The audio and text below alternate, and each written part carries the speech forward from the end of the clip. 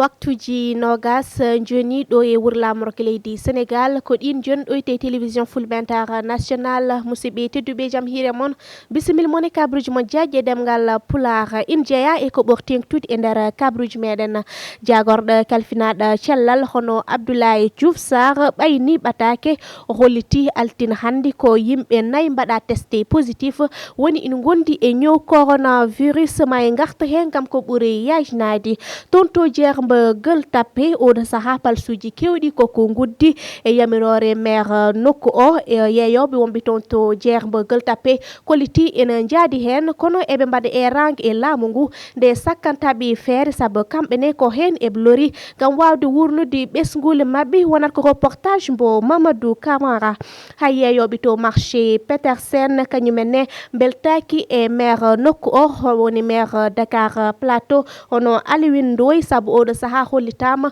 ke forɓe umma toon to Djermbe Petersen ma en kette hen no joguiɗo konngol yeeyoɓe toon to Djermbe Petersen hono Djiby Sarr dawal men ɗimmal wonat ko émission men jaam hiiri ma en jabbuɗo Siley Dia wondude kay e Mbeya Ka gam haalde situation du jour ko fayti e ñow coronavirus mo ganduɗa nena jokki laydi ɗo e leydi Sénégal ha joni ko ɗum ɓurno tengtude e titoje meɗen joni ko faccargo jaɓanten.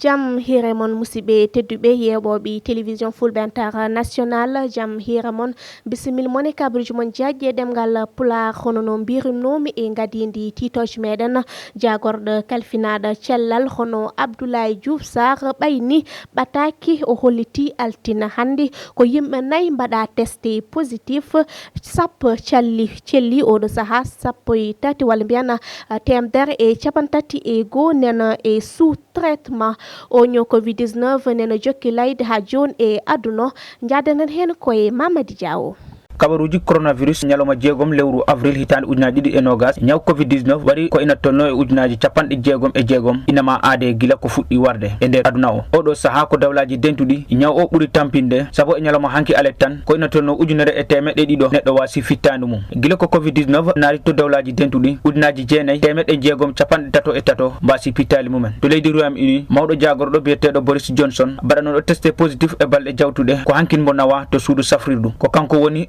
autorité ɓurɗo mawnude mbo ñaw covid-19 araɓi e nder windere nde to Royaume-Uni ñaw o wari ton ko ina tolno ujunaji nayyi e temeɗɗe jeenayo neɗɗo to leydi Italie limoraɓaɓe e maayoɓe ñande kala fuɗɗima ton ustade na feewi hanki ko temeɗɗe jeegom capanɗe jeetato e goho mbasi pittali mumen to leydi Italie ɗum haɗani ha joni coronavirus ko toon ɓuuri yoɓade pittali ko ina tolno ujunaji sappo e joyyi temeɗɗe jeetato capanɗe jeetato e jeeɗiɗo mbasi toon pittali mumen to leydi Espagne kala raɓaɓe ina puɗɗo ustade ujunaji sappo e ɗiɗo pawɗe temeɗɗe jeegom capannayo e goho ñaw o yoɓima ton pittali mumen ton to leydi Espagne to leydi France ko ina tolno ujunaji jeetato e capanɗe jeenayo e tato mbasi toon pittali mumen taw saabi ɗum ko coronavirus ɗo e dawlaji Afrique to leydi Côte d'Ivoire to Abidjan ɓesgu bonni toon nokku pewnetonoɗo gam haɓade ñaw covid-19 e wiide ɓesgu Abidjan on nokku nana ɓalli ɓesgu ngu no feewi Côte d'Ivoire raɓaɓe toon ina tolno temeɗɗiɗo capanɗe jeegom e goho taw ko yimɓe tato mbasi pittali mumen Afrique du Sud woni épicentre covid-19 e Afrique ko ina tolno ujunere temeɗɗe jeegom capanɗe jowo e jowo ndaɓama toon taw ko sappo e goho mbasi pittali mumen to leydi Algérie ñaw o ko toon ɓurtani warde oɗo saaha temedere e capanɗe jowo e ɗiɗo ñaw o wari toon leydi Égypte capanɗe jeeɗiɗo e jeetato mbasi toon pittali mumen leydi Maroc capanɗe jeeɗiɗo e goho ñaw o wari toon leydi Tunisie ko nogas e ɗiɗo mbasi pittali mumen leydi Cameroun ñaw o fuɗɗima toon hewde doole saabu temeɗɗe jeegom e capanɗe jowo e jeetato keɓama toon raɓede ɗo e leydi Sénégal jagorɗo kalfinaɗo cellal yaltini jencuɗi waɗaɓe testé ko yimɓe nayo ndaɓa hande sappo celli gila ko ñaw covid-19 naari ɗo e leydi Sénégal ko temeɗɗe ɗiɗo e nogas e jeegom ndaɓa capanɗe jeenayo e ɗiɗo caframa ha celli ɗiɗo mbasi pittali mumen oɗo saaha ko temedere capantato e goho goni e juuɗe cafroɓe ɓe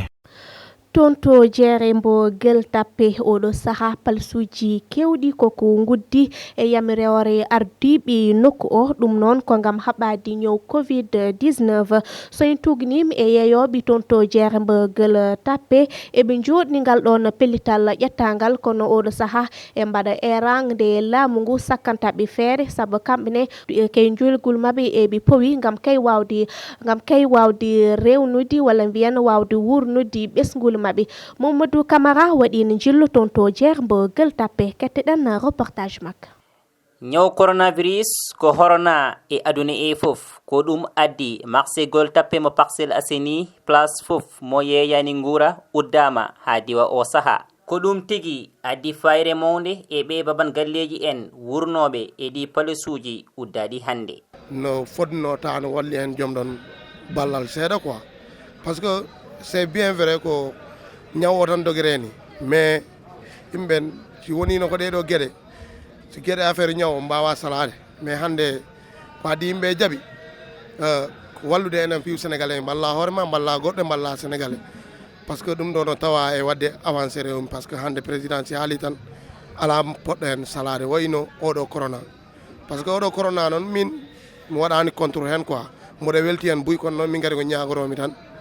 yimɓe no balle ballal hen quoi parce que hande no woni ni tan yimɓe kala mo gollanɗo hande wawa hebde ko tottir dépense galle mum jonno hande an a wawa joɗade bon e galle ma sukaɓe ma nan darama a wawa dañde gokkaɓe andi ɗon nan metti ɗon welani quoi min ko ñagoromi yimɓe tan no ballu yimɓe balla yimɓe ɗo ɗiɗo pikkoji ala gollude hande hay so tawi yoga e palesuji uddaka caɗele ɗe kam ko dendaɗe e wiide Amath Sow jeeyowo nguura eyyi pamirmi hen ɗe balɗe foof délégué marché en waɗa men convoqué kadi ene nela neɗɗo e nder jeere jogo micro portable ene wiiye yimɓe yoɓe jawat jippade e ɗe balɗe noon en heɓma noon réunion ji pour kala mo yeeyani ñamde yawo jippade taw midi walla 11 tawa jippima joni yeeyoɓe ñamde jaaha ha 4 heures ɓe jippo e ɗe balɗe fof ɓe ɗum kala mais hande noon ɓe puɗɗi wadde appliqué affaire o hande eyyi joni kala jeeyowo diw e mees en e tisi e yeewe portable ɓe e yeewe robbaji ɓe e ɓen foof hande koɓe uddaɓe minen ɓe yeeweɓe comme genre minen ɓe tan goppa ɗo yete e minen yeeweɓe ñawde ɓe e yeeɓe lujumɓe tan e yeeɓe soble pomme de terre kani pobarlaji en ɓen goppa ɗo yete eyyi par ce que yimɓe en gandi yimɓe kam uddiɓe nder galleji men ɓe mbawa wasde ñamde eyyi heɓe mbawi muñde tisi en wayno diwuji en a faami ɗum fof no wawi muñede mais ñamde kam ala saago yeeye eyyi kadi koɓe guddi kantin ngaji ɗi kadi ko ɓeeto ko jawi jippade ko kadi yimɓe nen kala radio ji ene mbiya marché ɗi uddama marché ɗi uddaka yo yimɓe gandu marché ɗi guddaka yo e mbawi yahde nduggoye par ce que ni ɗo tolni ɗo yimɓe cikka marché ɗi guddaka ɗum tagi client ɗo noon yeewi client ɗi garani eyyi joni en waɗa limité mais joni ɓaade délégué o tan wiya amen tan ɗo ha yees seeɗa eyyi mami ƴeew mais mbiyani kam sikkonniri ni ñawɓe tawinen ɓeeɗo minen fof galle jaɓe men ala yeew ñamde ala yeew lujum minen ɓe fof min guddete e marché ɗi kam nattat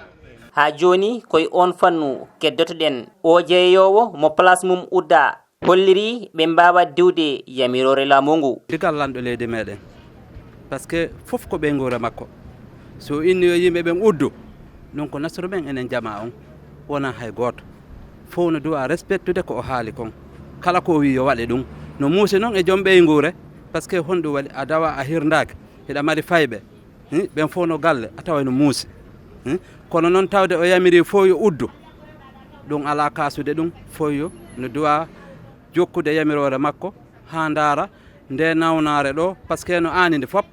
ɗum koko anini aduna on fof wona sénégali tum wona hay nokku ko aduna on fof anini joni noon ko woni ɗum fof no duwa tawtude lanɗon toro Allah yo Allah ittu fira e nawnare nde yimɓeɓe wawa gollude ñaw coronavirus waɗanani jakre mawde wonande ɓen yeeyoɓe nguura namdal men kay ko beele laamu ngu waɗanani ɓe peeje e ngol guddugol ha joni koye jeere keddotoɗen ngol ɗo jaten to jeere mbo Petersen kamɓe wonɓe to noon ɓe kolliti mette mabɓe faade alundoy mbo ganduɗa kañum woni maire mbo Dakar Plateau saabu hay kamɓene eɓe kolliti eɓe kedani caggal e haɓade o ñaw covid-19 saabu wiide mabɓe eɓe ndendinin koye tolno e million goto ko préji men franc CFA gam tottude ɗum jagorɗo kalfinaɗo cellal ko fayti e haɓade ñaw covid-19 soyn tuginima e joguiɗo konngol mabɓe kamɓene koye ɗin jeyguli eɓe powi gam wawde wurnude ɓesgol mabɓe kettoɗem kanko Djiby Sarr joguiɗo konngol yeeyoɓe toon to jeere mbo Petersen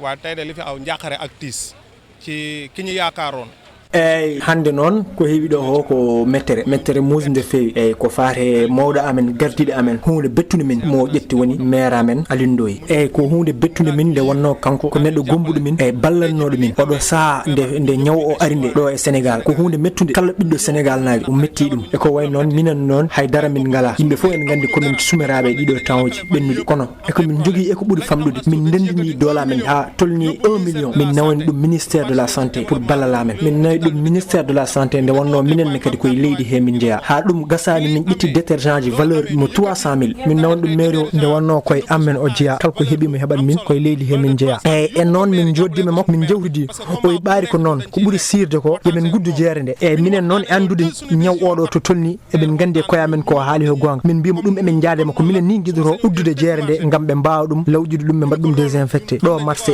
Petersen eyyi kono noon min kam mboɗo sikki uddude jeere haydara fitirani e wadde déguerpissé manam ittude ɗo yimɓe min jeehi noon min nantiri mabɓe min jeehi mairie hamin jaggui ñalawma nde uddete emin nandiri woni dimanche ene uddete nden ɓe mbawata law dimanche uddete noon yimɓe foof jeehi suhaɓe jeehi village ɓe fof jeehi ha dimanche mbawa artude min keɓani ni yetta dimanche haala ka ko londi waɗi mardi mercredi min gari ɗo min tawi won banggue e jeere he ɓe gandanɗa ɓeɗo ko liggatoɓe mairie ɓe gari pour dajjide ɗum e on saaha kamɓe ɓe jiiɗi dajjide mais ɓe puɗɗima dajjide ɓe tawi ton bagage ɓe noddi min yomin garan min guitta bagage gonɗo ɗo no minen noon komin jaaɓi wonde oɗo min mbawa ittude oɗon bagage par ce que min mbawa nodduɓe jeeyi ɗum ɓe par ce que ɓen ko jeeyi village gonga ni ko Dakar Plateau ɗo ɓe goni kono yimɓe fof ne gandi koye village uji ɓe jeeyate enen fof en gandi oɗo saaha hay goto ala possibilité arde ummade village pour arde Dakar on saaha ɓe mbi min il faut min gara min guitta bagage o sowona ɗum koɓe artoɓe deuxiéme jour mineno ko ɗo min mbawi nde ɓe gari nde ɓe daari ɓe mbi eɓe guitta minen min mbiɓe minen noon bagage amen hay goto memata ɗum eyyi hay goto memata ɗum te il faut goppon ha suhaɓe gummo village so ɓe gari ɓe guitta bagage men te somin emin eko jimmi famde wonde ñaw kam haydara fitirani e dégagement woni ittude yimɓe ɗo ha laaɓa ha hanki ɓe gari ɗo ɓe gaddani min policier ji ɓe guitti bagage amen emin nani min jooɗi bonni bagage amen ha laaɓi komin jiiɗi noon woni président o yo yecciri min saabu koye leydi he min jeeya komin suhaɓe leydi ndi emin gadda ballal amen e ɓamtare leydi he yidde tan haalandema Petersen tabal ɓurgal famɗude no foti joom galleji wurni min tabalam nanɗo tan ene famɗi ene wurni joom galleji tati go fof ko hen dañat eyyi hande soɓe guddi ɗiɗon marché soɓe guitti ɗum ɓen ɗon holnoɓe gurdata ɓe tottani min ni komin gurdi ha par kadi eɓe bonnani min komin dañatno ho soɓe pelti wadde ɗum eɓe addana min ballal e oɗo saaha te ɗum noon onon fof oɗon gandi welani franchement welani ɓerde eyyi on jarama nañu président dimbali gestuñu xool ni si réew mi lañu bokk garten ha tonto Dalifort ɓe oɗo saaha noon ko yeeyoɓe boutique wonɓe tonto Dalifort kañumenne darima gam addude ballal mumen faade mairie mbo Dalifort ɓen noon walla mbiyen on association rentin ko yeeyoɓe boutique ɓiɓɓe Sénégal naɓe hani e ɓiɓɓe Guinée kamɓe noon eɓe gaddi ballal mabɓe eɓe gaddi koyen kaɓirɗe kewɗe guile cabulli madaruji eau de javel e ko nandi hen gam kay haɓade ñaw coronavirus kono kedi wallirde mairie mbo Dalifort ɗum noon jibini belambo o maire mbo Dalifort hono Idrissa Diallo ketteɗen hen reportage mbo Mamadi Diaw. fedde yeyoɓe boutique aji wonɓe to Dalifort juɓɓini ñalowma gam addude ballal faade e mairie mbo Dalifort ɗum ko gam haɓade oɗo ñaw coronavirus. Aliou Diallo ko goto e ɓen yeyoɓe ina hollita fandare mabɓe. wonno fandare amen hande minen joom bitikaji en bitikaji bedda gondi e nder commune Dalifort ko min ji oɗo rafi garɗo ɗo e leydi he mo ganduɗa ko konoyel tokosel e konuje Allah nawata sonamba Allah yamiri yo o naw woppata ɗo sonamba Allah yamiri yo heddo ɗo omo tampini Sénégal naɓe minenne min ji maire amen Idrissa Diallo omo dari darde tidde pour wallude population Dalifort minenne min mbi minen joom bitikaji en mbi yomin gaddu hen ballal amen kono addi miijo ngo noon ko communauté koreji men communauté guinéen ji ɗi kamɓe gaddi miijo ngo gaddani amen minen fof min jaggi hen min mbaɗi hen goto fof ɓeɓe carton ɓeɓe haalis min gaddi cabune min gaddi orzavilaji min gaddi maderaji min gaddi geluji min gaddi omoji e ndiyameje minen wallude min mbaɗe e juuɗe maire o totta handuɓe hen ɓe pour wallude commune Dalifort ɗum ɗo ko emin jogui ɗo fedde wotere fedde nde ummonino ko haɓade corruption woni service d'hygiène en ina ɗokka en saga mumen e amen minen joom bitikaji tan soɓe naati ko ya addu kalis sa jonni kalis walla a tottiri kalis no beelaɗa fof gurda nde min mbaɗi ɗum en 2016 Allah waɗi amen waɗi réussir ko nden ɗon fedde on kees hen min itti halis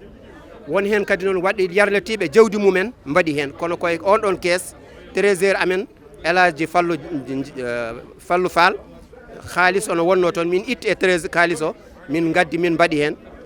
Alassane Diallo ko ɓiɗɗo leydi Guinée jeeyowo boutique ɗo e Dalifort ina jeeya e on association. O association amen men communauté guinéen bidikiɓe wonɓe Dalifort ɓo ɓen on andi meɗen wolanno on elandema elandande 2013 meɗen jokki fi o association kono woɓɓe harayno yeddi joni noon alhamdoulillahi rabbil alamin joni o yii darde association on ka fuɗɗi minen kamen fuɗɗuno ɗum ɗo min ɗo Pullo Fouta ala ɗo Jolfo ala ɗo Sereer ala ɗo ko communauté commerçant ko bitki e Dalifort on fof min haldi min fotti min waɗi o association ɗo association amen o himo wuuri woɓɓe ɗo sikka o maayi kono anda o maaya himo wuuri joni awa o yii min naati e bitkaji woɓɓe min naati min holli woɓɓe min ƴetti association ko wanno keeso min ƴetti e keeso on ko hedduno ɗen ko min soodi ɗum ɗo min addi min watti ɗo juuɗe monsieur le maire Idrissa Diallo yo wattu e juuɗe population commune Dalifort o koɓe wallitora ka fi nawnare nde adde Allahu lan ɗon addani en ɗo ko ɗum ɗum mi waɗi somi immi mi waɗi ɗum awaray min naɗa fi ɗum hay goto min yaha fi yewagol hay goto min yawa fi lettagol hay goto komin ɓurno yiɗude e sari disen ɓe pikkini koɓe ara ɓe tawde ɗo kono noon monsieur le maire holli men fondo ɗo ni ɓe ala jot hiɓe jogui golleji goɗɗi gooɓi hettuɗi ko ɗum waɗi sawri ɓen ɓe heɓani feere arde ɗo ko ɗum weltare mawde e wiide maire nokku o hono Idrissa Diallo. ñu ngi leen di nuyu di rafetlu bés bi ak daje bi. eyyi ko weltade tan e ñalawma oɗo e dental men ɗo rendini en ɗo noon hande ɗo e mairie Dalifort koɓe ganduɗa ko kañumen goni association yeeyoɓe boutique ganduɗa hoorema gandi gurnam to tolni ɗo leydi ndi to tolni ɗo ndendini doole mumen andude koye yimɓeɓe ɓe jeeya kala ko memi yimɓe kadi memiɓe ɓe gummi e doole mabɓe addude ballal mabɓe gam wallude mairie Dalifort gam wallude ɓesgu Dalifort sa yi noon kala ko fayere Dalifort sa yiiɗi wallude ɗum dewnata koye mairie ɗum tagui noon ɓe gaddi ɗo e mairie he ɓen ɗon yeeyoɓe boutique ha ɓuri tentude e ɓen ɗon gandanɗa hoorema ko guinenaɓe gari ɗo hande addude ballal mumen eyyi e yiyande moon on jii yimɓe foof mbawa arde comme ko yimɓe ko kaɗa rentude ko min tan e adjoint dari ɗo kono min darni ɗo ko mairie o foof eyyi musiba o noon guila o yene yimɓe ha joni yimɓeɓe nan gadda balle mumen ɓen gadda balle mumen e fannuji ɗi foof ha fate noon onon ko gadduɗo ɗon ene heewi ha ɓurti e andiyaji moon wonde wallude ɓesgu ma yetto population Dalifort ma yetto inchallah ma yettoɓe eyyi eɗen ñaago Allah tan yo ittan en oɗo musiba oɗo microbe mo ganduɗa ko microbe tokoso min dal mboɗo wiya yimɓe yooɓe gartir haqqillaji maɓɓe Allah ayi ko microbe toksel tampini Chine tampini Europe tampini Afrique tampini aduna o fof kon dal go foof yo andu neɗɗo wona haydara eyyi ha tente ɗo so Allah waɗi ñaw o yenema a hulat haalde saabu pression mo yimɓe payema o yimɓe pour ko walludema sa heeɓi ñaw o kaala yimɓe mbawa rentade galle ma mbawa rentade ma guila keɓani on ɗon ñaw ayi enen Allah walli en eɗen nani ha ko foti ene wiye temeɗe ɗiɗi ka ha joni en dañani hen taw cankiɗo alors que kala to mbiɗa temeɗe ɗiɗi ka e paludisme a yiyat ɗon cankiɗo ɗum noon yo yimɓe gartir haqqillaji men ganda ko ñaw a saforo cella pour nga wér donc vraiment loolu laa am comme message pour wax ko nit ñi aussi ngam haɓade ñaw coronavirus ɗo e leydi Sénégal hay yeeyoɓe boutique aji wonɓe toon to Dalifort keɗani hen caggal e nden haare saabi yeeyoɓe boutique wonɓe toon kañum enen gaddi hen ballal faade e mairie o ɗum noon jibini weltare mawde faade e mairie nokku o tonto Sicap Mbao e suude Safrede mbo Hadimo Rasoul juɓɓini ñalawma ballal ko fayte haɓadi ñow coronavirus ɓe mo ganduɗa ngari koye inde Harouna Moussa Dia ngari tawtarede on ñalawma ɓe kolliti eɓe keɗani eɓe kaɗan tan e nder cuuɗi cafriɗi kono kedi mem jaaha tonto duuɗi janggateɗi Alhurana ketteɗen hen Jeewo Sall. emin jogui weltare mawde hande arde ɗo ene centre de santé mo Khadim Rasoul ɗo e Sicap Mbao e inde o mo ganduɗa ko musidɗo amen hono Aziz Diop machallah joom darde yonde ɗo henna e nder Sicap Mbao kono kadi min gari ɗo koye inde sehilaɓe Harouna Moussa Dia e gardugol Seykou Dia mo ganduɗa kañum jogui initiative wadde ngal ɗo hen no gollal payidingal ngal ganduɗa hande hay ɓiɗɗo leydi ndi goto fotani heddade hen caggal so tawi noon sehilaɓe Harouna Moussa Dia mbaɗi ɗum ɗo o waɗi ɗum koye inde sehilaɓe Harouna Moussa Dia so wiyama sehilaɓe Harouna Moussa Dia kala ɗo sehil Harouna Moussa Dia woni jaaɗiɗo mum sehil muɗum ina yiito hen hoore muɗum ɗum ko pour yimɓe foof o wi noon min Sékou Dia mi sabbotako ha Harouna ara ala tawde woni ngal ɗo jaɓɓal Harouna meeɗi darade te hay goto meeɗa nande ɗum enen sehilaɓe Harouna Moussa Dia garen mbaɗen taɓal garen kaɓen e gaño meɗen biyeteɗo o henne coronavirus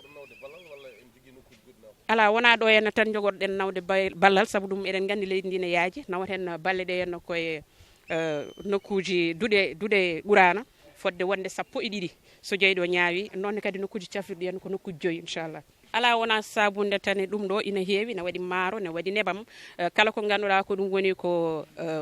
nguura ko faati e nguura e ko rentorte ñawo fof eɗen piiɓi tottir ɗum so jeyɗo ñaawi e wasiyam mo dokkirtumi tan kala ɗo ɓiɗɗo leydi ndi wawi wonde gona suka gona mawɗo gona debbo gona gorko nde taw noon rafi o ala mo sali hay goto tawde woni ko gaño kaɓene makko kaɓirtere makko ko rentade ko kala ko dentina ɗen rewde kadi kala ko ganduɗa ko ɗum woni ko jamira ɗen kono noon en mbawa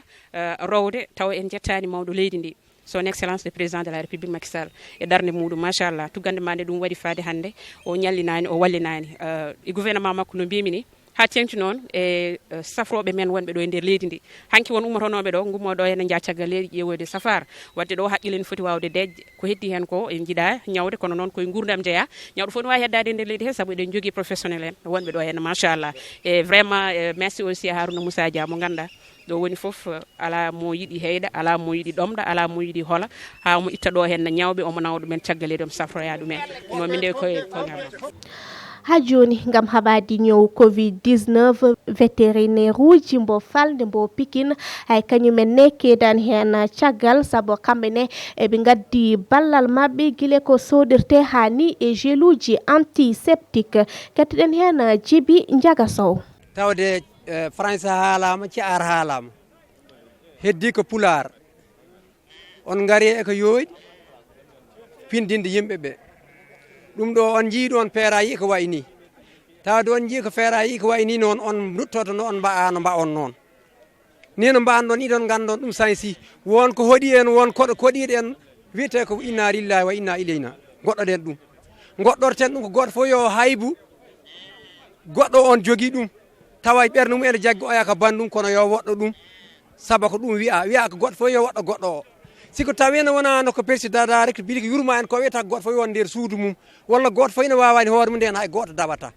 saabu seɓɓe en doole seɓɓe en capacité ɓene han udda ɓe jaltani seɓɓe en doole seɓɓe en capacité ɓene maayi comme buuɓi nde wonɗo nde noon enen eyni en ɗo eɗen goni wasnolɓe yo en ƴeew ko ɓuurɓe en ɓe doole gumen ɗum ndeno ɗen ɗum comme ni no ɓe ndenori ɗum goto fof wiya ko yo woɗɗo goɗɗo o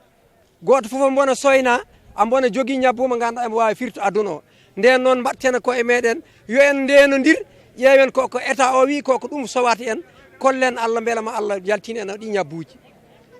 mbiyami tan ko gouvernement o si en ɗumen jaggaride ma en ɗum jangtore eɗen jala saabu en mbaɗanani Allah ko jaari ɓe dawliɓe en ɓe dawli en mbaɗanani Allah ko jaari enen heddade ɗo nden noon goto foof yo waddu hoore muɗum aɓe ñawdoɓe o janggara garɗo ɗo goto foof foti ko wona docteur mum hoore mum mo gandanɗa hoore mum wiya koko ni foti waɗa noon siko ina naata sooɗo si ina yalta sooɗo woto ɓadda bandum yo ɓador bandum haqqille woto kono woto ɓaddin ɓandu mum saabu goto fof ina raaɓa goɗɗo o tawa wona mbaalu raɓata neɗɗo wona goɗɗum raɓata neɗɗo ko neɗɗo ñabbu omo wonani e jowo hen woni ko yimɓeɓe ɓadodiri ñabbu o natata mumen nden noon haala ka siko ko juuti ka waɗata ko ganduɗa ɗum fotani hen won ɓe gari ɓe gardi e moƴƴere mumen ɓen mbiya ko ni waɗate mbaɗen vétérinaire ina woni vétérinaire ɓe ko ƴettanma ko o li gonɗo ɗo ha Samba Diop en ha président Dari ko Bilik ko kam en jogui secteur men enen noon enen ballata koye men ɓe mbawi ko addande en moyen mumen kono enen ballata koye men haqqillaji no mbawɗen suuroɗen ha mbawen ɗo wuur tawa jamɓol ene waɗi ko ɗum ni uddi kabruji men e ɗemgal pular en paami e naate dawol men ɗimmal émission men Jam Hiiri no gadiriɗen wadde saaha kala nde parɗen habrude hande noon en bismorɗo Siley Dia wondude e Mbeyka kam ɗiɗi fof keɓe janiyankoɓe ɗo hite télévision Fulɓentare national Siley mi salmini mi joorima mi salmirima mi juurimama Hawasi debbo mo donna e dareji ɗum noon caggal yettude Allah tedduɗo towɗo eɗen jarno Mouhamadou mo ganduɗa hoorema kanko woni ɓurnaɗo windere en jetti Nene Baba kono kadi en mbawi jidde sababu nde tawno haalpulare ɓe ne mbiya sababu ñamata yarta kono yiiɗa yejitede hande kadi woni ni kam weltare mawde arde wadde oɗo émission Jaam Hiiri bandiraɓe soɓe goni e ɗum ɓe goniri ɓe ñaganama Allah mbaɗa ko jaam e moƴƴere wone mabɓe e saaha kala kadi aɓe duusa men e oɗo émission Jaam Hiiri no hannirta ni en jetti en jarni dendagal bandiraɓe hettotoɓe men kay e yeɓoɓe men e ayawo ha e yeɓirde télévision Fulɓe International. jarama Siley Dia Mbeyka no mbaɗɗa? Jaam tan yettere Allah mi salmini Siley Dia mo ndentumi plateau mi salmini dendagal bandiraɓe ganduɗa oɗo sani heɓe jeeɓa Jaam Hiiri e galleji ɗi en mbiɓe tan en garti hande e oɗo altine gam numéro kesso fade Jaam Hiiri. Allah jarama sikki ala hana mbatten situation du jour hande jagol kalfinaɗa cellal holliti ko yimɓe 4 mbaɗa testé positif woni gondi e ñow coronavirus sappo oɗo saaha celli temedere e capantati goho nene sous traitement walla mbiyan nana cafre oɗo saaha yiyande mon hen Mbeyka mi fuɗɗoro e ma. Bon ko noon andi rafi coronavirus o si en mbi derniére sa ƴeewi bilan mo ganduɗa hakkude hanki hande hombo yalta hanki ko yimɓe tato gonduno e rafi he hollita hande ko yimɓe 4 donc noon sa kala eɗen daña cas communautaire no mbiɗon ni cas communautaire ko cas mo ganduɗa goto sahando homo raɓɓi ɗum taw hina gasa taw ko nder leydi ndi o raɓta hina gasa taw ko gimmi caggal leydi raɓta ɗum hina gasa taw ko contact suivi ko wayi noon kono en tout cas si ande homo raɓti ɗum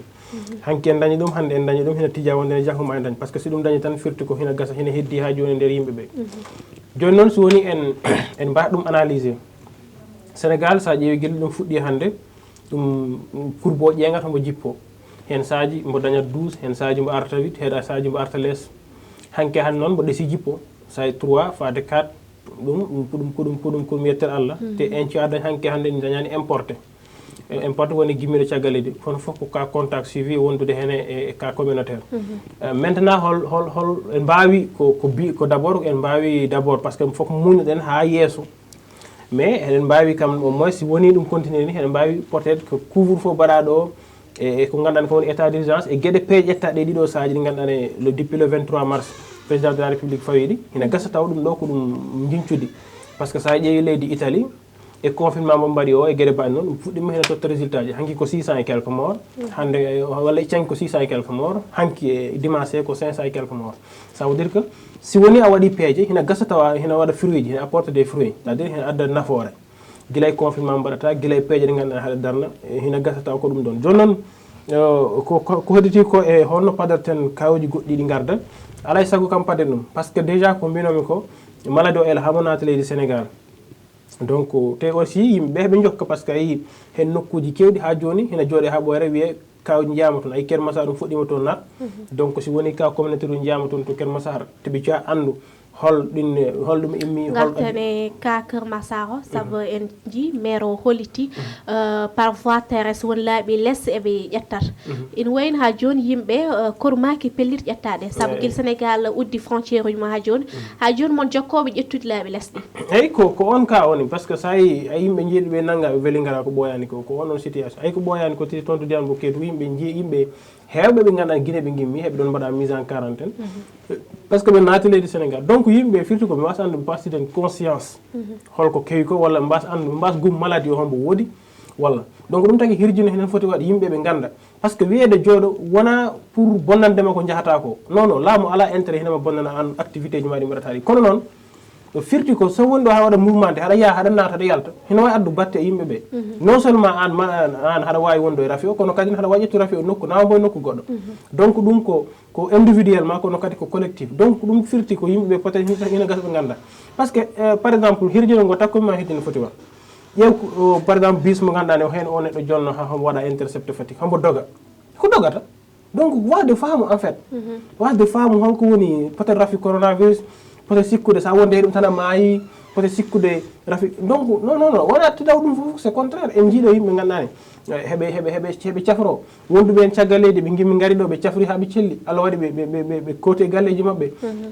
firtani a wonde rafi coronavirus rek an a mayat walla rafi coronavirus ko gacce walla non wondude hen firtani gacce ko Allah hoddiri ɗum Allah hoddiri a wonde he ɗum si Allah hoddirani mayde ma ɗum waddani par ce que ñaw e mayde ɗum jiida donc neɗɗo on wawi ñaw tawa mayata neɗɗo hene jooɗo kadi tawa ñawani dawa tan maaya en jii ɗum ɗon jiiɗum ɗo donc firti ko yimɓeɓe poti fammine d' abord ɓe kollite holko saabi ɓe jooɗe galleji moon holko saabi ɓe woto naati e keeri ɗi kayri mbiyama woto ɗumen kono aussi ɗum wiyanne sécurité o mbo yonani par ce que so woni frontiére uji uddama yimɓe quel que soit voie mo mbaɗɗa utilisé maritime terrestre aérien kala voie mo mbawɗa utilisé a fota waw ara par ce que normalement aérien waɗi yimɓe foɓɓe toon won par ce que si aéroport uɗi uddama toon ko voie aérien toon potno waw rew si voie maritime normalement en foti wat garde côte uji ɗi ganduɗa ni heɓe gonata hen c'est à dire kisal ngal hina manki si woni yimɓe ɓe jokki ɓe gara ha joni ndisal ngal ganki donc mbiɗa sikki ko ɗen ɗon gueɗɗi ɗi ko hirjino ngo yimɓeɓe mbawano guilay sous région guilay partout ɗo ɓe mbawi won kala ɓe pammine holko saabi laamu ngu wiɓe woto gaare wona ande yimɓe garde leydi ndi wona ande yimɓe jaltu kono ko yidde yo oɗo rafi heed banggue tembo heerata banggue tan ko yimɓe daro ɓe peeja feere ha goto kala ɗo woni ɗo wona ɗon kono kadi gueɗe ɗimen ngel woni ngakkire nden kay kisale frontiére ɗo woni keeri ɗi par ce que so woni frontiére uji uddama dans tous les woni voie ji ɗi foof maritime aérien yo terrestre yimɓe ɓe jokki ha joni heɓe gara ha joni ça veut dire que nden kay kisal ngal fof ngal woni frontiére ɗi hina heddi ha joni hawa merci Mbayka Sileja ko ɓeydata ha Mbayka haali ko mbeɗa andi Mbaye haali foof nde tawno min kam ɗiɗo kawji bon min kam hanki e faade hannde mbeɗa yetta Allah ha no fewi nde tawno Sénégal kam hewno tan wiyede ko dañi 12 8 en e wonnoke e ngabbude mais eɗen mbawi wadde noté hanki faade hannde ne seɓori seeɗa heddo noon kam min kam nokkuji foof corona o ne anni eno ma yetto toon ko seɓoro ko wona Keur Massar kam en jii population gonɗo toon here yo Allah yaw ɓeyde ene yoni hano fewi ɗum tagui jiken hannde Sileja wiya communauté uji walla mbiyana testa ko hannde tata ɓe fof toon ummi ɗum woni ko mbiyatmami ko toon ne waɗi peuplé machallah yimɓe ne potto toon ne gara toon her no hannirta ni ayi hannde kawji mbaɗaɗi testé foof comme no mbirɗa ni joni ko toon ummi firti ɓeɗon naggaɓe ene goni positif maɓe gon 4 personnes ganduɗa 3 personnes ƴeew a anda moɓe mbaɗi contaminé a anda moɓe meeɗi yettade soɓe meeɗi darade soɓe meeɗi yaade e gueɗe banno hayso waɗama suivi eɗen gandi hannde Keur Massar famɗani e Dakar ne mawni ne waɗi yimɓe kadi machallah te kadi ko liyeji ɗi ganduɗa hoorema ɓurɗi wadde fréquent en jii hay rond point Keur Massar en ko wayno pijirloji e gueɗe banno en mbaɗanno ɗon en waɗ imaginer ɓeɗo mane ɓe naate Keur Massar mane ɓe naati ɗo e nder leydi men Sénégal holtoɓe ndewi e gueɗe bannon min ko wiyete ko frontiére uji uddama walla gueɗe bannon a saaha yimɓe ne mbiya ne ndewa less walla en ndewa ɗum ɗo comme no Mbaye wirni joni kisal ngal ene manque ha no fewi min cikkannomi yimɓe ene ponno darade kut ko kut wawi foof gummoɗa komi wawi foof gona komi anda wiide yimɓe sa yi frontiére uji ne udde walla yimɓe ne kaaɗe arde ga wona kay horo gaari walla wona ɓe jiiɗa walla wona haydara ko noon mbawɗen wadde mbeɗa andi kam mbaɗa isolé neɗɗo goto mbaɗa sauvé plus de 15 millions de personnes walla 14 millions de personnes ɓuuri seɓorde e ɗacca neɗɗo goto naata waɗa embrouillé wuuro ngo addana men caɗele e gueɗe bannoon corona nan tan laya nan tan ɓe min mbeɗa sikki yimɓe so ƴetti mbaɗi respecté peeje ƴettaɗe ɗe walla goto foof darima darne fourne darade oɗo saaha hanki en dañin 3 cas hannde eɗen mbawno dañde ko 2 cas walla gueɗe bannone mais min kam ɓaade Keur Massar naate danse o kam affaire o ɓeydima hulɓinade ha no fewi ɗum noon comme noon mbi sen tugnima e keɓden ɗo kabruji ɗi hanki on district sanitaire mbo Keur Massar oɗo saaha hanki hygiéne naati toon wonde service d'hygiéne dari pompi foof même galle gumminoɗo Libéria galle mabɓe kamɓene kamɓe foof ɓe mbaɗa mettre en quarantaine andi ɗum hulɓinima te mbirɗani joni jon siley Keur Massar wona nokku tohos comme no mbirɗa ni hay wajiɓe mbaɗama quarantaine mais oɗon kadi a poti andude parcours mum hol meeɗi joddade holɓe meeɗi yardude ataye holto meeɗi yaade e saaha kala gueɗe mbaɗa aɗa ɗum ɗon bien vrai eɗen mbaɗi confiance à nos docteur wonno kamɓe aussi mbeɗa waɗaɓe saluer de passage aɓe daari darde fayidinde gam ha joni haɓade nguɗo ñaw mboros woni covid 19 kono noon kam comme no mbirum ni tan bandiraɓe moni kala yo waɗa respecté eko haala ko a yiyam ɓe gummi ko ha liibi même si maire mabɓe en nani haala mo haali hen ka hayso wona ɓe gona ɗon jibinande hayso wona ɗon e Keur Massar ɓe jibina en tout cas kam ko yano eko arti foof kam tumama oɗo saaha aɓe jaare fodde 2 kawuji ɗi gandanɗa hoorema koko waɗa testé positif firti aɓe gonde e nguɗo ñaw heddo noon holno laamu ngu wawi ƴettirde peeje e peccoɗ gam ha joni wallude ɓeɗon waɗaɓe en quarantaine e gueɗe bannan noɓe testirte mais e yiyandam kam ñawngu no ngu ustiri emen fof test uji ɗi hayno anji ɗeɗo sahaji fof ko usterno par ce que hewno waɗede ko 100 e test aji e gueɗe bano mais ɗeɗo saaha fof hedde 92 heewi waɗede test walla 95 e gueɗe banan firti test o koko usti bandiraɓe so mbaɗi respecté ko haala ko e gueɗe banan sikki ala mbeɗa andi men jalte nguɗo ñaw Allah jarama Siley Dia laaɓi Thier garten e couvre-feu baɗaɗo prolongé en ji jamma aljuma fade aset en keeɓi kabaru woni Iba Thiam suku debbo goto jaltuɗo adun toon to Almadi woni overdose je ne sais pas ko ƴettude drogue ha ɓurtiɗal o nden o yalti adun oɗo couvre-feu ƴettaɗo c' est à dire joni peeje walla pillirɗe ƴettaɗe e mbaɗan ɗum respecté mbay yandema henete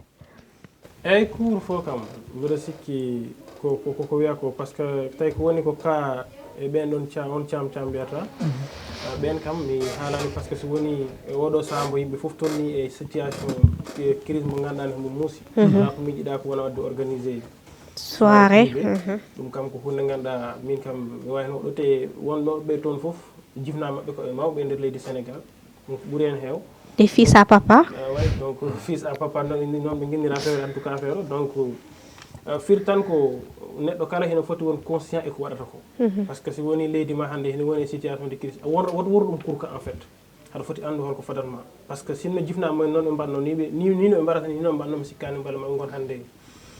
Ahmed Amar en ɓe ganduɗa ne ɓe mbaɗi golle payɗin e nde leydi Sénégal donc yalla yurmo ɗum yaafo ɗum kono mboɗo sikki e laawol ngol ɓe ndewi ni wona kam ngol woni laawol ngol sukaɓe hanki ɓe ndewna haaɓe goni hannde koɓe goni ko hannde maintenant noon heddi ko couvre-feu beele mo respectaka walla ala donc sa ƴeewi premier jour o couvre-feu mbo respectana par ce que yimɓe cafanoko ɗum ɓe mbiyatno ko bolle puyɗe ɓe jaggaɓe piya comprendre hen mbatti hanti ɓe kulani ɓiɗumen ɓe kulani couvre-feu ɓe kulani président ɓe kuuli ko loociɗi ɓe piyeteɗi ɓe kuuli ko humiliation mo ɓe mbaɗete o haɗa filmé yimɓe fof ema jiiya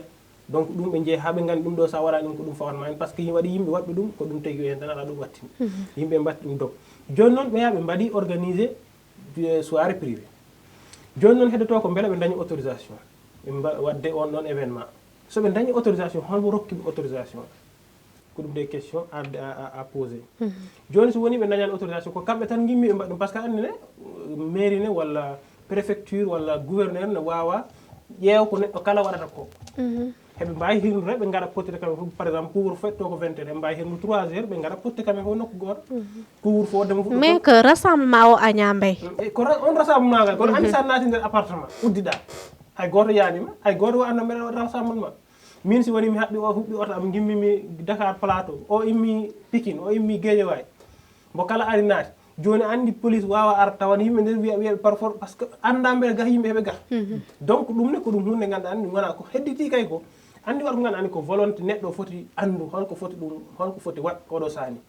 kono uddiɓe nder appartement heɓe mbaɗa ko welaɓe ɗum kam ala maintenant heɗoto ko beele ɓe dañi autorisation walla ɓe dañani ko ɗum woni haala ka si woni koɓe rokkaɓe autorisation yo mbaɗ on ɗum soir mumen ɗon kam wona laawol foɗɗon daro ngo yurinto beele ɓe dañi autorisation kono so woni ko kamen mbaɗi ɗum gueɗe privé mumen tan ɓe jeehi ɓe mbaynaki hay goto ɓe kanani hay goto kamen tottidi rendez-vous on ɗon appartement ɓe gaari poti toon hina gasa tawde ɓe gara ɗon tawi couvre fof fuɗɗaki te police ñoɗi ne mbawa noon ɓe gona jinneji haɓe ganda yimɓe ko woni koye kakkillaji mumen walla auto o dogat ɗo anda ko auto o kombo dogata par ce que si aɗa wawi won tan gimmoɗa hande sa éminoma ɗo an haɗa hootat jogui auto ma hay goto wiyata woɗ jahata donc par ce que couvre fof si a fuɗɗo couvre fof fuɗɗo ko 20 heures donc haɗa wawi yetto avant couvre fof gara gona e gueɗe ma maintenant noon couvre fof fuɗɗaka kam mbiyata ko mesure ɗi ɗoftaka min ɓuuri fof metti ko ɗi transporteur aji wiyaɓe yoɓe mbaɗ ni ɓe mbiya ɓe mbatta noon kono weeli ɓe mbaɗata ay ɓe naggaɓe hen commerçant ji naggaɗi par ce que ɓe ɗofta couvre fof eɓe jeeya ha jemma walla hay yeeyoɓe walla dognoɓe autoji mbi wiyaɓe woto dognate hakkude réseau e réseau ɓe jokki ɓe dognoɓe hakkude réseau donc ɓen ɓuuri won kamo ganduɗa par ce que ɓen a anda ko min teyi ɓe mbarata ɗum a anda par ce que ɓe mbawa dañ kalis te so woni ko wawi dañ kalis walla wawi dañ ko jogoɗa ɓe mum mais wona kamen tan mbiya woto ɓe dogno ina waɗi transporteur woɗɓe wiyagani kamenne ko hen ɓe guuratno ni no ɓen mbaɗi haɓe muñi haɓe jooɗi e galleji mumen ɓe accepte ɗum ɗon ɓe mbawa ɗum ni no wiya wonde ne oɗo mo ganduɗa ne dañatno ko ɓuuɗ sappo ɗo ha dawatno marché ni no waɗi ha muñi jooɗi galle mum a wawi noon waɗa an mo ganduɗa ne ka transporte muña kono ƴeew gona e garage hanki ko 3 heures vers 4 heures du matin ɓe jagga client kala on foti débouche 15 000 pour tottude ɓe joni ƴeew ɗum ɗon joni cikka joni an haɗa fewna hoore ma taɗa bonna joni sa watton transporté goto gonɗo rafi coronavirus gadda ɗum Dakar rabta Pikine fof walla rabta Guédiawaye fof walla rabta Dakaru fof donc an a waɗi probléme c'est comme si que ɓe mbaɗani conscient ko mbaɗata ko te ɗin ɗon transport fof ɓooyi par ce que hande sa yeeɗum a joɗɗa ɓooya wiyaɗa hono gimmiɗa wiya Mbour gimmimi Mbour wona e Dakar woni koye Thiès on hono waɗi ha ari par ce que ko transport interrégional te koko haɗa donc mi sikku couvre-feu ene état-dire e gueɗe mbaɗe noon ko ɗon ɓuuri wata respecté par ce que toon ɓuuri heew toon conséquence o ɓuuri mawnin andi couvre-feu sa respectani ɗum koye mbedda hen daroɗa lappeɗa jaaha koota par ce que a wiyaka jeem wala c'est fini mais ɗuma ko conséquence o mawno par ce que ɗum heewi risque uji gonɗi hen a anda mo nimtama beela wonde coronavirus a anda an hoorema beela ma raaɓe anda an hay beela haɗa wondi hen gimmoɗa nawa ɗum no banggue goɗɗo ɗum ko conséquence commerçant mo ganduɗa ne kam hombo yeeye salima uddu jemma an sa yimma ɗon joni haɗa hoota non seulement hina gasata o ɓeyda prix ji ɗi conséquence fuɗɗo e neɗɗo mo ganduɗa ne kañum sodoyta prix ɗin ɗon mais an e hoorema woni haɗa yeeye jemma homo jeyata e couvre-feu a yiyata e goto donc ko question ngaji ganduɗa ne an hina wayno an jiɗɗa wadde ko défier ko état haali tan état haali min mi ɗoftota ko ɗum noon sa waɗi ɗum alay saago poyoɗa kuugal donc min mbiɗo fata ɓen ɗon yo paade amande uji walla hayni ɓe jooɓa kalis kewɗo woto ɓe hay coke heɓe tardine koye yoɓe jooɓ kalis kewɗo ƴette waɗe kese seeɗi ni par ce que ɗum ɓurata ɗum wonata sanction ɓurɗo ɗum ni leyɗele Europe ɗe hannde si ɓe nanguima haɗa yaaha a yoɓat joni ɗum ala yaha garta donc mbiɗo sikki yimɓene ko on conscient poti wa si woni noon an a haalanama a explique ama a famani mbiɗa hanti toon a waɗatma te hanti kam yi jam yo kuugal faye ma beele janggo jaam hay kala nan ɗum watta ɗum noon laaɓi siley yiyandema hen min kam ko adi foof mbeɗe dañƴo cangtade hen yo Allah yurmomo yaafamo haalnamo aljanna kono kadi ha joni mbeɗa waɗa posé question mo gandanɗa hoorema est ce que won waɗɓe conscient nguɗo ñaw ango waɗi existé par ce que a wawa wadde imaginer hay sa yiya comme no mbayka wiiri ni aɗa wawi jolde auto ma tawa hay goto anda so paaɗa hay goto anda so jaaɗa mais yaade ha aɗa looyi appartement ji pour arde ene mbaɗa toon soirée ji privé ayi komi mbiyata ko bone wonno gonirta e bone yawat walla leel kono ma wirtu aɗa joni ɓeɗo birtima hay goto men tinano wonde ɓeɗon won soɓe pottitno pour wadde ɗiɗo soirée ji walla gueɗe mbaɗi noon ayi kadi koko haɗeno kala ko yowiti e rassemblement waɗ imaginer ɓeɗon arde waɗɓe oɗon soirée waɗ organisé oɗon soirée hay goto hen anda mbaɗen wonde oɗon ñaw walla ala ɓe mbaɗi koɓe mbaɗatno Allah tawi kadi won gondunoɗo hen ne wawno wadde rabde ɓeɗon e ɓeɗo e gueɗe mbaɗi noon en comme no mbayi wirni ayi situation ngaji banni hoto wat sa sohi joomum walla gueɗe mbaɗi noon ma heew haalaji walla gueɗe mbaɗi noon ɗum ɗo ɓaadi yimɓe goni kay crise ko gueɗe mbaɗi noon ko joomum pawe sanction mo gandanɗa hoorema jangge e janggo goɗɗo so yi ɗum wawata wadde ɗum ɗo te ɗum ɗo min mi ɗeɓa hulde ha no fewi par ce que sa ƴeewi hande ko ɓiɓɓe responsable uji ɓolɓe pottironere hande ko ɓiɓɓe responsable uji pottiron comme no mbayirni joni a waɗan imaginer sino bammaɓe en ko ngal ɗo jaɓɓal jaɓɓuno ɓe dañata hande ko way nonere ɗum tagi hande comme no gomini wi Sénégal ko leydi jaam e ganda vraiment gueɗe ɗe pewani e ganduɗen tan ko gueɗe payodinde e gueɗe mbawi noon mais kam yaade ha ene waɗa soirée ji privé te o moment mo gandanɗa hoorema yimɓe nanandogo kala ko yowiti e rassemblement e ko way nonere ha ayi jomum koko suuɗono ha dañi henere oɗo accident mo gandanɗa hoorema kam ne ɗeɓi hulɓinade seeɗa aɗa andi hande ko ɗum woni tigui ko yardete ataye namdal ngal kay woni mbate comme no wirni nane ko autorisation ɓe kokka wonde yooɓe jaaɓe pottitoy toon walla ha joni chambre moɓe luuyo e gueɗe mbaɗi noon ɗum foof ko question ngaji ɗi gandanɗa hoorema yimɓe ne mbawi wadde soulevé ha mbeɗa sikki siley hay so woni eɓe keeɓino autorisation oɗo saaha ɗo leydi ndi tolni ɗo e o coronavirus mo ganduɗa haqqillaji men deeƴani hen e potani wadde ko way noon min mi sikkani min kam mi yiyandam mi anda mi tawa kono kam mi sikkani kam mbate ko autorisation ɓe taƴana par ce que taƴoɓe autorisation ngaji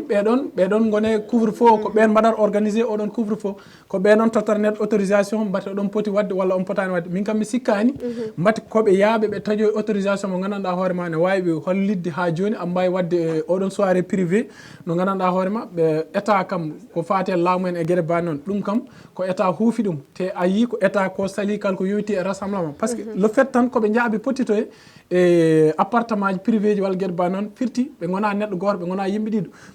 maɓe kew seeɗa firti rassemblement nan ɗo ene eko way noon min kam jusqu'à preuve du contraire mi sikkani mbaɗa koɓe dañi autorisation mo gandanɗa hoorema a mbawi wadde oɗon soirée nde tawno a yi ko jibini ko